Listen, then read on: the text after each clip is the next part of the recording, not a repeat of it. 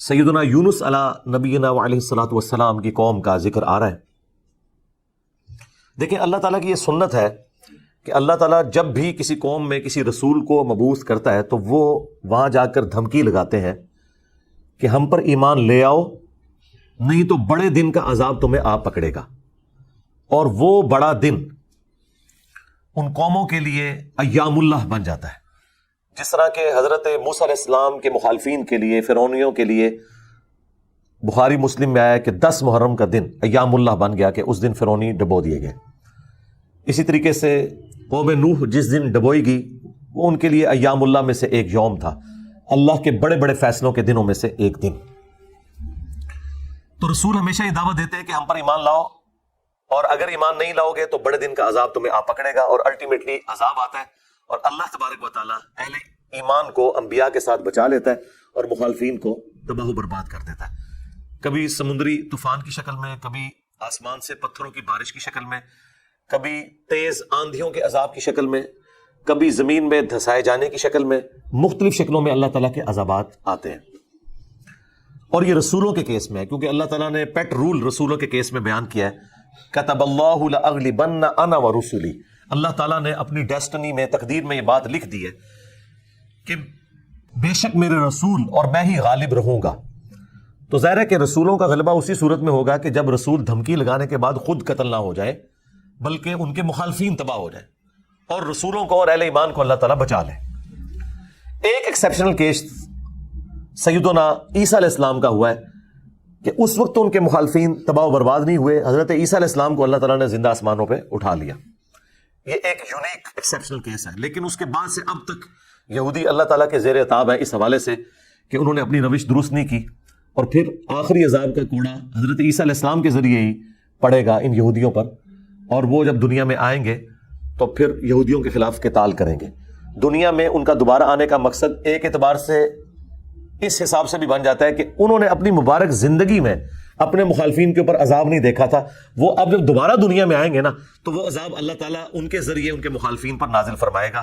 یہ بھی ایک حکمت ہے حضرت عیسیٰ علیہ السلام کی دوبارہ دنیا میں آنے کی، اگرچہ یہ ان کی اولادیں ہیں لیکن روش تو انہوں نے نہیں چھوڑی۔ ایک اور ایکسیپشن ہے وہ یونس علیہ السلام کی ہے۔ ان کے کیس میں تو اللہ تعالیٰ نے بالکل ڈیفرنٹ ایک فیصلہ فرمایا کہ یونس علیہ السلام کی قوم نے جب عذاب کے آثار دیکھے تو انہوں نے توبہ کی، اور اللہ تعالیٰ نے ان سب کا ایمان قبول کر لیا، اور وہ قرآن میں آتا ہے کہ 1,00,000 سے بھی زیادہ لوگ تھے جو سارے کے سارے ایک دن میں مسلمان ہو گئے۔ یعنی یونس علیہ السلام کی سال ہر سال کی تبلیغ نے کوئی اثر نہیں دکھایا، جب عذاب کے آثار نظر آئے تو انہوں نے ایمان قبول کر لیا۔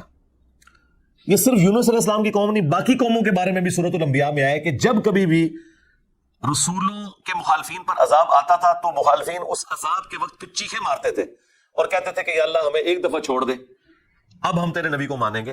سب سے بڑا خبیث فرعون، اس کے بارے میں قرآن میں سورہ یونس میں ہی ہم پڑھ چکے ہیں کہ اس نے بھی موت کے وقت کہا تھا کہ میں ایمان لاتا ہوں موسیٰ علیہ السلام کے رب پر، بنو اسرائیل کے رب پر، اور پھر اللہ تعالیٰ نے جواب میں فرمایا الآن، اس وقت اب ایمان لے کر آیا، اس وقت ایمان لانا تجھے کوئی فائدہ نہیں دے گا۔ جو جامعہ ترمذی میں بھی حدیث ہے کہ موت کے غرغرے سے پہلے پہلے توبہ قبول ہے۔ یہ جو موت کا غرغرہ ہے نا، یہ امتوں کے کیسز میں عذاب کے آثار کا سامنے نظر آنا ہے۔ وہ پوری قوم کے لیے موت کے غرغرے کا وقت ہے، اگرچہ وہ ان پہ نظر نہیں آئی ہے لیکن وہ اللہ کا فیصلہ ہو چکا ہے، وہ اب انہوں نے کنفرم مرنا ہی مرنا ہے۔ وہ آثار جب نظر آنا شروع ہوئے تو باقی قومیں بھی آہو بکا کرتی تھیں، اس قوم نے بھی آہو بکا کیا، اور اللہ تعالیٰ نے ان کے کیس میں وہ سن لیا اور انہیں بچا لیا۔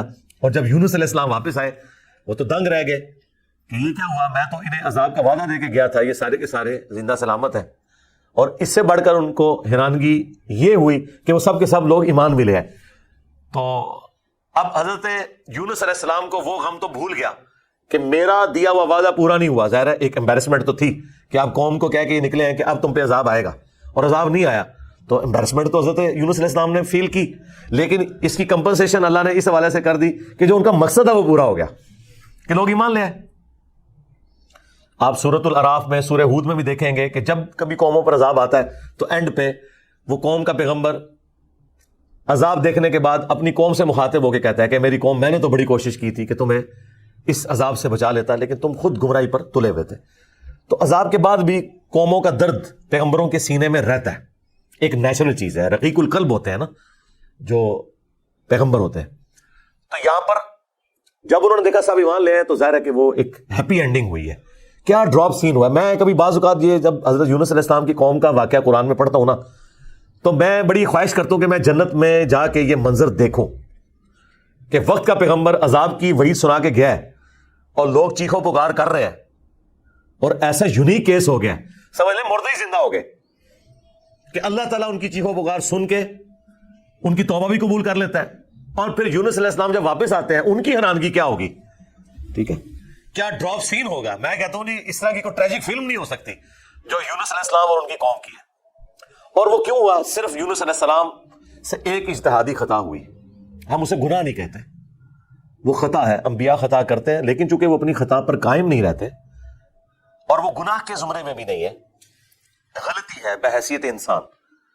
انسان غلطیوں سے پاک اگر ہم پیغمبروں کو کہتے ہیں تو یہ پاک وہ والا نہیں ہے جس طرح اللہ پاک ہے. آپ سبحان کا لفظ صرف اللہ کے ساتھ بولتے ہیں، کوئی پیغمبر بھی سبحان نہیں ہے. پرفیکٹ صرف اللہ ہے. دیکھیں انسان تو ہے ہی امپرفیکٹ. جب ہم نیند کے محتاج، کھانے پینے کے محتاج، اس کے بعد ٹوائلٹ کے محتاج اور سب سے بڑھ کر اپنی زندگی کے لیے اپنے رب کے محتاج، تو انسان تو پرفیکٹ ہے ہی نہیں ہے. پرفیکٹ صرف اللہ ہے جو کسی کا محتاج نہیں ہے. غلطیوں سے پاک صرف اللہ ہے، باقی غلطی تو کسی سے ہو سکتی ہے. لیکن پیغمبر کو ہم جو کہتے ہیں نا کہ پیغمبر غلطیوں سے معصوم ہے، عصمت انبیاء کا عقیدہ، اس کا مطلب یہ ہے کہ وہ گناہ نہیں کرتے. خطا بہرحال ان سے ہو جاتی ہے اور خطا جب ہوتی ہے تو اللہ تعالیٰ ان کی ریمیڈی فرماتا ہے، ان کی اصلاح کرتا ہے. وہ اپنی خطا پر قائم نہیں رہتے، رجوع کر لیتے ہیں. اور جب رجوع کرتے ہیں تو امت کے لیے وہ رول ماڈل ہوتے ہیں. آج کی ڈیٹ میں رسول اللہ صلی اللہ علیہ وآلہ وسلم معصوم ہے کہ اگر زندگی میں کوئی اجتہادی خطا ان سے ہوئی تو اللہ تعالیٰ نے اس کی ریمیڈی فرما دی اور پھر اس غلطی کو معاف کر دیا. وہ گناہ نہیں تھا، یہ ذہن میں رکھیے گا. گناہ اور غلطی میں فرق ہے. گناہ وہ ہوتا ہے کہ جو پوری وعید معلوم ہونے کے باوجود انسان وہ ایکٹیویٹی پرفارم کر لے. اجتہادی خطا یہ ہوتی ہے کہ وہ ایک ایسی صورتحال اس کے سامنے آئے جس میں اس کے سامنے دو آپشن موجود ہوں اور اس میں سے وہ ایک ایسا آپشن اڈاپٹ کر لے جو اللہ کی مرضی نہ ہو، اور جو اللہ کی مرضی والا آپشن ہے اسے وہ ترک کر دے. اور یہ وہ بدنیتی پہ نہیں کر رہا، اس کی سمجھ میں ہے ہی ہے اس کا آپشن، وہ نافرمانی سمجھ کے نہیں کر رہا. جس طرح نبی علیہ السلام نے کیا، غزوہ بدر کے قیدیوں کو چھوڑ دیا. سورہ محمد میں یہ آیت نازل ہو چکی بھی تھی کہ جب تک فطرہ مکمل طور پر ختم نہیں ہو جاتا آپ نے ان کو قتل کرنا ہے، اپنے مخالفین کو. قتال کی آپ کو اجازت دی گئی. سورہ محمد کا نام ہی سورہ قتال ہے. ہاں جب فتنہ ختم ہو جائے اس کے بعد جو جنگیں ہوں گی نا، اس کے بعد آپ کی مرضی ہے، چاہے تو فدیہ لے کے کافر قیدیوں کو چھوڑ دیں اور چاہے آپ انہیں قتل کریں. اب بدر کے بعد فتنہ تو ختم نہیں ہوا تھا، لیکن نبی علیہ السلام نے یہ ایزیوم کیا کہ 70 سردار ان کے مر گئے، ان کی کمر ٹوٹ گئی، وہ جو 70 ہم نے قیدی کیے ہوئے چلو ہم انہیں فدیہ لے کے چھوڑ دیتے ہیں، شاید یہ لوگ اسلام قبول کر لیں. اپنی شرافت کی وجہ سے نبی علیہ السلام نے ایسا کیا. تو اس پہ پھر اللہ تعالیٰ نے سورۃ الانفال میں آیت نمبر 67 68 میں فرمایا کہ اگر وہ پہلے آیت نازل نہ ہوئی ہوتی نا سورہ محمد کی تو ہم تمہیں عذاب دیتے اس عمل کے اوپر جو تم نے غزوہ بدر کے قیدیوں کو چھوڑ دیا، کیونکہ فتنہ تو ابھی ختم نہیں ہوا، تمہارا کام تھا قتل کرتے. اور حضرت عمر کا مشورہ بھی یہی تھا بخاری مسلم میں. لیکن نبی علیہ السلام اور حضرت ابوبکر اپنی شفقت کی وجہ سے انہوں نے یہ پلی لی کہ وہ آیت میں آیا نا کہ فتنہ جب ختم ہو جائے تو پھر تمہاری مرضی ہے، تو ہم یہ زیوم کرتے ہیں کہ فتنہ ختم ہو گیا. یہ بدنیتی کی وجہ سے نہیں تھا، واقعی انہوں نے یہ زیوم کیا تھا. لیکن وہ کس قسم کے نا انجان لوگ تھے. حضرت عمر رضی اللہ تعالیٰ عنہ نے یہ کنکلوڈ کیا کہ نہیں یہ اس قابل نہیں، یہ قتل ہونے چاہیے. بہرحال وہ اجتہادی خطا اللہ تعالیٰ نے معاف کی. اس طرح باقی انبیاء کرام کے بارے میں حضرت آدم علیہ السلام کی غلطی کا ذکر ہے. موسیٰ علیہ السلام سے بندہ مر گیا تھا، نوح علیہ السلام نے اپنے کافر بیٹے کے لیے دعا کر دی تھی. حالانکہ آج ایک مسلمان، عام مسلمان کو بھی پتا ہے کہ کافر کی مغفرت نہیں ہو سکتی. تو نوح علیہ السلام کو کیا نہیں پتا تھا؟ بس وہ وقتی طور پر ایک سمجھ لے ایک باپ کی حیثیت سے ان کا دل پسیج گیا. انہوں نے کہا یا اللہ تو نے وعدہ کیا تھا مجھ سے کہ تو مجھے اور میرے گھر والوں کو بچائے گا، تو میرا بیٹا بھی تو میرے گھر والا تھا. تو اللہ تعالیٰ فرمایا کہ اس چیز کا سوال نہ کر جس کے بارے میں تجھے علم نہیں ہے. بڑا کریٹیکل جملہ تھا، اس میں مسئلہ تقدیر بھی چھپا ہوا ہے. ایک تو سمپل معنی ہے کہ اس بارے میں مجھ سے سوال کیوں کر رہا ہے؟ تم نے کب یہ ایزیوم کر لیا کہ تمہارے گھر والے اگر کفر کریں گے تو میں انہیں چھوڑ دوں گا؟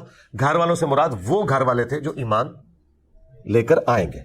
آپ کی بیوی نہیں لائی، ایک بیٹا نہیں لایا، باقی گھر والے لے آئے ایمان تو بچ گئے. اور دوسرا یہ جو جملہ تھا نا کہ اس چیز کا سوال نہ کر جس کے بارے میں تجھے علم نہیں. سورہ ہود میں آیت نمبر 46 میں. اور اے نوح جاہلوں میں شمار نہ ہو. یہ بڑا سخت جملہ ہے. یہ مسئلہ تقدیر کی طرف اشارہ ہے کہ تجھے نہیں پتا کہ میری تقدیر میں یہ لکھا ہے کہ یہ نبی کا بیٹا ہونے کے باوجود بھی اللہ کے علم میں یہ جہنمی ہے. وہ اللہ تعالیٰ نے اسے جہنمی نہیں بنایا بلکہ اپنے کرتوتوں کی وجہ سے. تو اللہ کی تقدیر کے اوپر تو کسی کا بھی علم نہیں ہے نا جب تک اللہ تعالیٰ مطلع نہ کر دے. یہ بہت کریٹیکل ایشو ہے, اس لیے میں نے الگ سے ایک ویڈیو اس پہ ریکارڈ کروائی ہے. عصمت انبیاء کا عقیدہ, اس کا ٹائٹل ہے انبیاء گناہ نہیں کرتے. یہ ہمیں جو عصمت انبیاء کا عقیدہ بتایا گیا ہے وہ یہ ہے کہ نعوذ باللہ انبیاء کے اندر گناہ کرنے کی حص ہی نہیں ہوتی. یعنی انبیاء کرام جو ہیں ان کے ساتھ وہ کمزوریاں بشری اٹیچ نہیں ہیں جو باقی انسانوں کے ساتھ اٹیچ ہیں. اگر یہ بات ہوتی تو انبیاء کی فضیلت ہی نہ ہوتی. انبیاء کی فضیلت ہے ہی اس وجہ سے کہ وہ بشری کمزوریوں پر اوور کم کرتے ہوئے اللہ کے خوف کی وجہ سے گناہوں سے بچ جاتے ہیں. ادروائز پھر فرشتوں میں اور انسانوں میں کوئی فرق ہی نہ رہ جائے. تو یہ ہے اصل چیز جو انہیں فضیلت میں لے جاتی ہے عام انسانوں کی نسبت, کہ وہ اللہ کا اتنا خوف رکھتے ہیں کہ وہ گناہوں سے بچتے ہیں. رہی لغزش اجتہادی خطا وہ ہو سکتی ہے. تو میں نے وہ انبیاء گناہ نہیں کرتے اس میں تفصیل کے ساتھ واقعات مختلف قرآن سے بیان کیا. سورہ یوسف میں ہے کہ اس عورت نے یوسف کا قصد کیا, یوسف بھی عورت کا قصد کر لیتا اگر اپنے رب کی برہان نہ دیکھتا. اب اندازہ کریں, اللہ تعالیٰ فرما رہا ہے کہ یوسف اسلام بھی اس برائی میں پڑ جاتے ہیں اگر اللہ تعالیٰ انہیں ایک خاص نشانی نہ دکھاتا. وہ قرآن میں تو رپورٹ نہیں ہوئی, اسرائیلی روایتوں میں آتا ہے کہ اللہ تعالیٰ نے اس وقت حضرت یوسف علیہ السلام کو اپنے والد کی شبیہ دکھا دی تھی, حضرت یعقوب علیہ السلام کی, اور وہ انگلی سے یوں اشارہ کر رہے تھے کہ یہ کام نہیں کرنا تم نے. یا اس وقت شیطان بھیانک شکل میں انہیں نظر آ گیا کہ یہ شیطان مجھ سے برائی کا کام کروانے لگا ہے. بہرحال کوئی نشانی اللہ نے دکھائی ہے قرآن میں ہے اور اس کی وجہ سے وہ برائی سے بچے ہیں. اس کا مطلب ہے کہ ان میں مادہ موجود تھا لیکن اللہ نے انہیں بچایا ایک نشانی کے ذریعے. تو انبیاء کی اللہ تعالیٰ حفاظت کر لیتا ہے. یونس علیہ السلام سے جو آپ سمجھ لیں اجتہادی خطا جسے ہم گناہ نہیں کہتے وہ یہ ہوئی کہ جب مقررہ وقت کے اوپر قوم یونس ایمان نہیں لے کر آئی تو یونس علیہ السلام نے انہیں کہا کہ اب 3 دن بعد عذاب آ جائے گا. جو اللہ نے وعدہ کیا تھا کہ یہ ان کا سمجھ لیں ٹائم اینڈ ہو رہا ہے, اس ٹائم لائن کے بعد عذاب آنا ہے. لیکن ساتھ یہ ضروری تھا کہ اللہ تعالیٰ کی وحی کا انتظار کرنا ہے اس علاقے کو چھوڑنے سے پہلے. تمام انبیاء جب قوموں کو وحی سناتے ہیں نا تو پھر اللہ تعالیٰ کی وحی کی اجازت کے بعد اس علاقے کو چھوڑتے ہیں. نبی اسلام نے بھی ہجرت دیکھے اینڈ پہ کی ہے, نہیں مطلب آپ خود سے نہیں نکلے, اللہ تعالیٰ کی وحی کے ذریعے نکلے. قرآن میں سورۃ الانفال میں آیا تھا کہ یہ جب کافر کہتے تھے نا کہ ہم پر عذاب کیوں نہیں نازل ہوتا, ہم نبی کا انکار کر رہے ہیں, تو اللہ تعالیٰ نے فرمایا کہ جب تک اے نبی تم ان میں موجود ہو ہم ان کو عذاب نہیں دیں گے. اللہ کی سنت ہے کہ جب کبھی کسی قوم کو عذاب دینا ہوتا ہے نا تو اس قوم میں سے انبیاء اور اہل ایمان کو الگ کرتا ہے, پھر باقی کی قوم پر عذاب آتا ہے. اور وہ اللہ تعالیٰ نے نکالا اور غزوہ بدر میں لا کے ڈبویا ان کو, جس طرح فرعونیوں کو اپنے محلات سے نکال کے سمندر میں غرق کیا تھا, مشرکین عرب کو اپنے گھروں سے نکال کر بدر میں ڈبویا صحابہ کرام کی تلواروں کے ذریعے. یہ عذاب استیصال کی ایک قسط ان پر آئی تھی. تو یونس علیہ السلام نے ازیوم کیا کہ ظاہر ہے کہ اس کے بعد عذاب تو آنا ہی ہے, لیکن ان کی شان اس سے بلند تھی کہ وہ وحی کا انتظار کیے بغیر نکل گئے. بس جب وہ نکلے, جس کشتی میں سوار ہوئے وہ کشتی جو ہے وہ بھنور میں پھنس گئی, اور ان کی اپنی ایک نارمز چل رہی تھی کہ اگر کشتی بھنور میں پھنس جائے تو یہ اس چیز کی علامت ہے کہ کوئی غلام اپنے آقا کی اجازت کے بغیر بھاگ کر آ گیا. پھر وہ قرآن اندازی کرتے تھے اور جس کے نام قرآن نکلتا تھا اس کو فدیے کے طور پر وہ سمندر میں ڈال دیتے تھے. پہلی دفعہ قرآن اندازی کی گئی بیلٹنگ تو حضرت یونس علیہ السلام کا نام نکلا. ان کا نہیں یونس علیہ السلام تو اس طرح ہو ہی نہیں سکتا. دوسری بار, تیسری بار, 3 بار یونس علیہ السلام کا نام نکلا قرآن اندازی میں. تو یونس علیہ السلام نے, اچھا قرآن میں اشارتاً اس کا ذکر ہے, اسرائیلی روایتوں میں تفصیل کے ساتھ ہے, لیکن یہ بالکل قرآن میں فٹ ان بیٹھتی ہیں. یعنی آپ کو یہ تو بتایا گیا کہ یونس اسلام مچھلی کے پیٹ میں رہے, تو وہ مچھلی کے پیٹ میں پہنچے کیسے تھے؟ مچھلی کے پیٹ تک پہنچنے کے لیے تو آپ کو ابدوز چاہیے, نیچے ہے مچھلی, اتنی بڑی ویل مچھلی ہے, کوئی چھوٹی مچھلی کے پیٹ میں تو رہ نہیں سکتا بندہ. تو وہ حضرت یونس علیہ السلام کو انہوں نے سمندر میں پھینک دیا. یونس علیہ السلام نے خود ہی کہا, ان کو کلک کر گیا کہ یہ معاملہ میرے اینڈ پہ ہے. انہوں نے کہا بھائی مجھے پھینکو تم, مجھے سمجھ آ گئی ہے.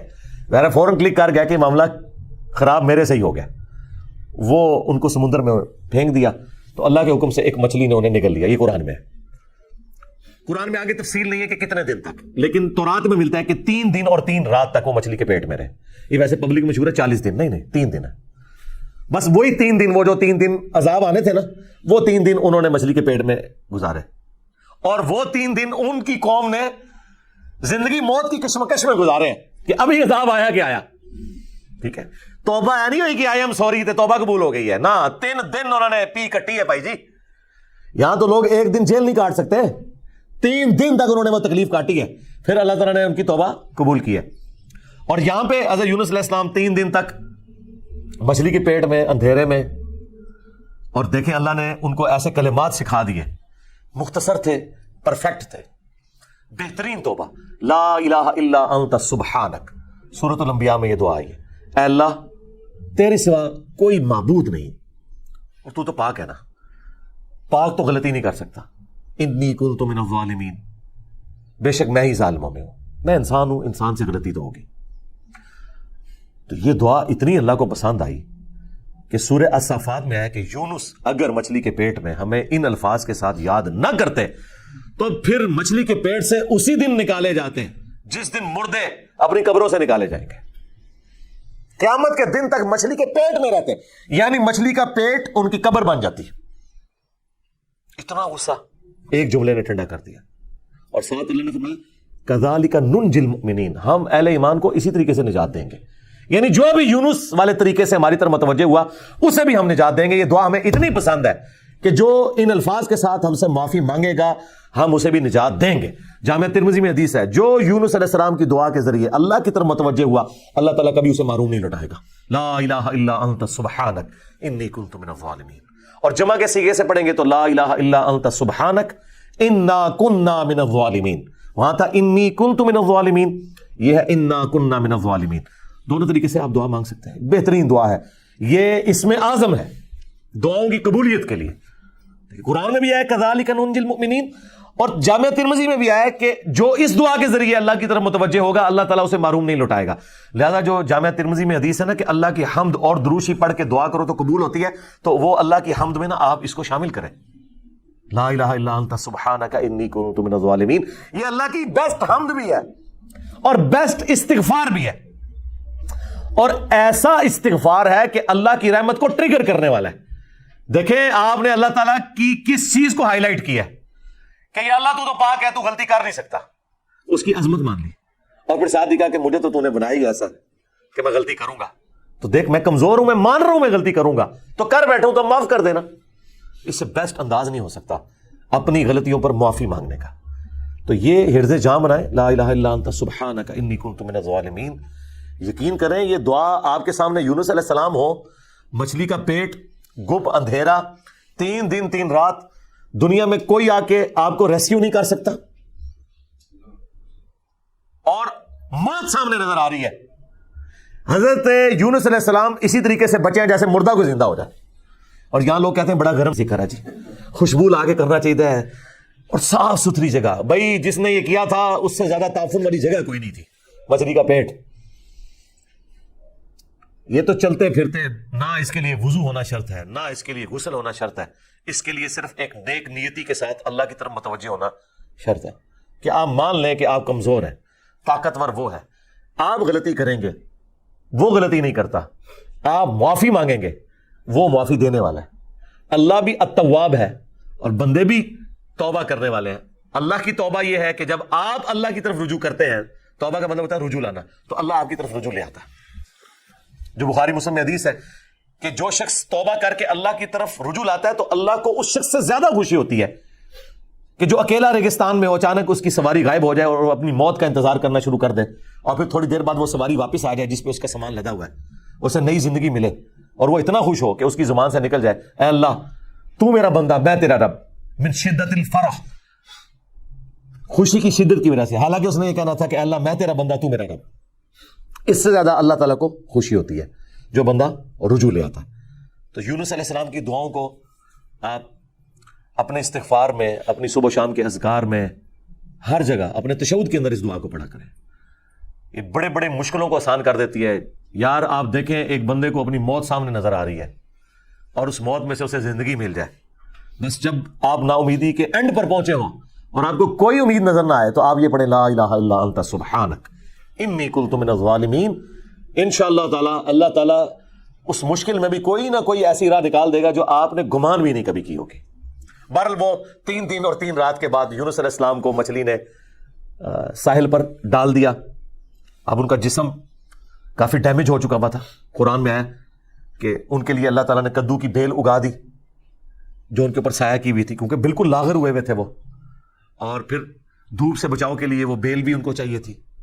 پھر سسٹین ہوئے, جب واپس اپنی قوم میں آئے تو دیکھا کہ جناب سارے رفع دین نمازاں پڑھ رہے ہیں.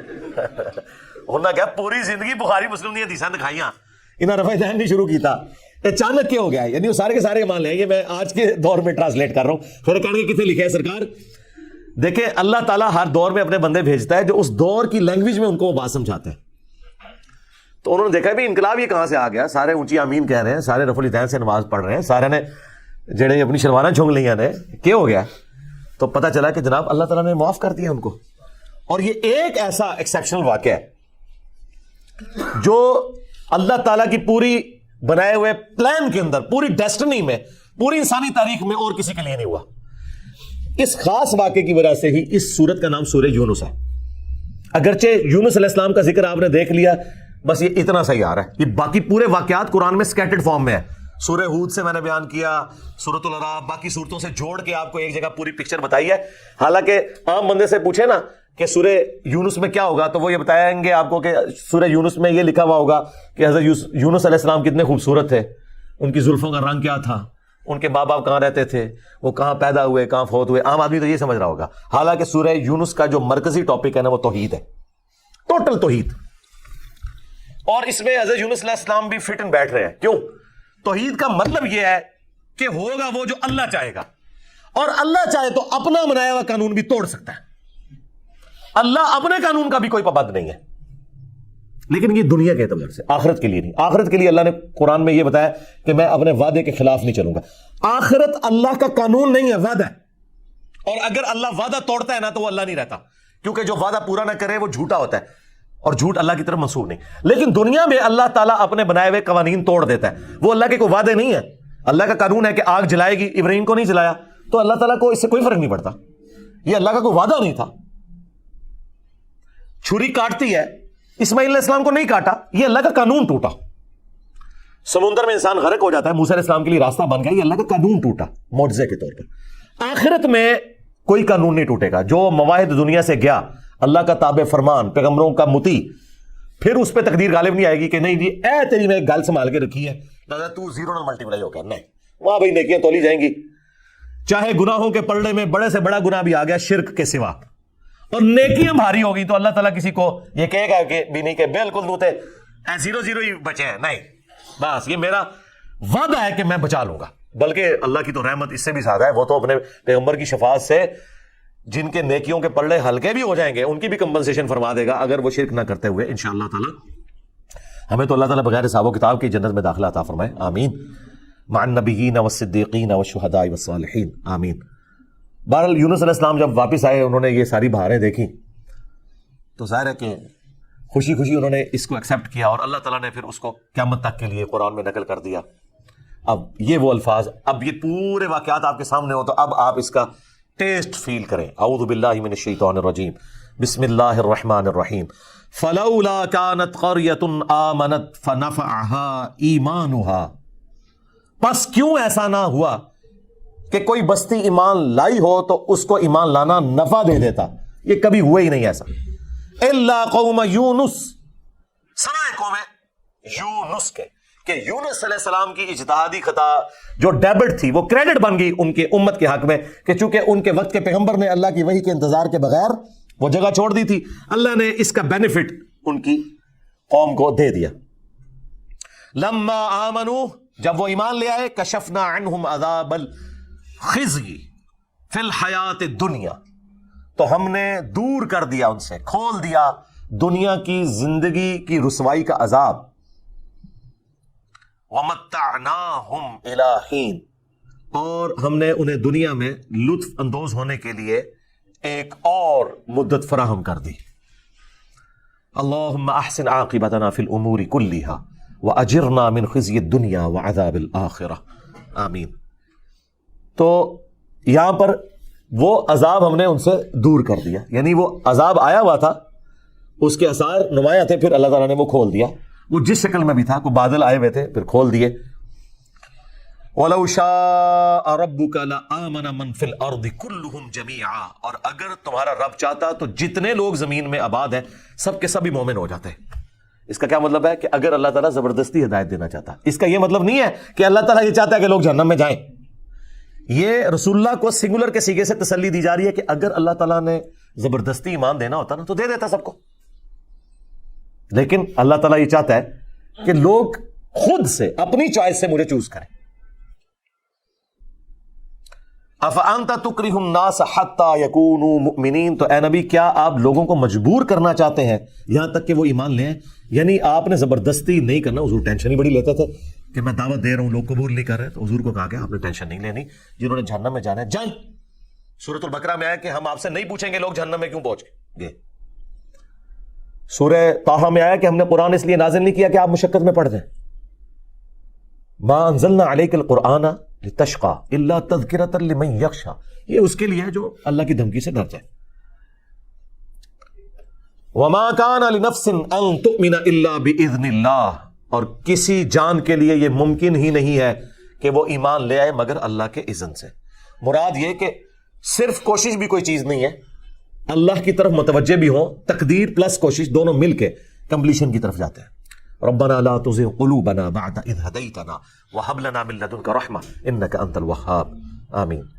ويجعل الرجس على الذين لا يعقلون، اور اللہ تعالیٰ کی سنت ہے کہ وہ گندگی ڈال دیتا ہے ان لوگوں پر جو بے سمجھ ہیں، یعنی جو اپنی عقل کو استعمال نہیں کرتے ان پر اللہ گندگی ڈال دیتا ہے، انہیں حق بات سجائی نہیں دیتی، اور دوسروں کو اللہ تعالیٰ ان کی کوشش کے سبب ایمان دے دیتا ہے. اس کو آپ دنیا میں مثال سے سمجھیں، ایک ہی بارش برستی ہے نا، زرخیز زمین پر برستی ہے تو وہاں سے کھیتی نکلتی ہے، اور گندگی کے ڈھیر پہ جب وہ بارش پڑتی ہے تو بدبو نکلتی ہے. اس میں بارش کا قصور نہیں ہے، اس گندگی کے ڈھیر کا. ایک شخص نے اپنے آپ کو خود گندگی کا ڈھیر بنا لیا کہ اس نے حق بات قبول نہیں کرنی، تو اس کا انڈ ریزلٹ یہ نکلنا ہے کہ اس سے آپ پورا قرآن گزار دیں، اس سے کوئی فرق نہیں پڑے گا.